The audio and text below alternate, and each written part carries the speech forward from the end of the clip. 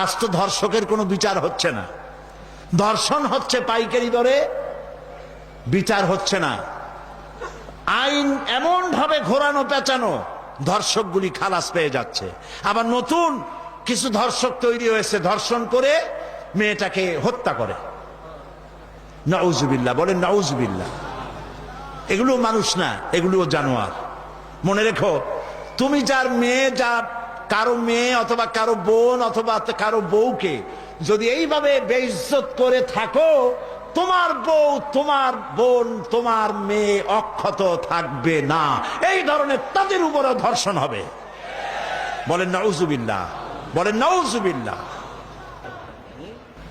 আযানিয়াতু ওয়াজ্জানি ফাজলিদু কুল্লা ওয়াহিদিন মিনহুমা মিআতা জালদা।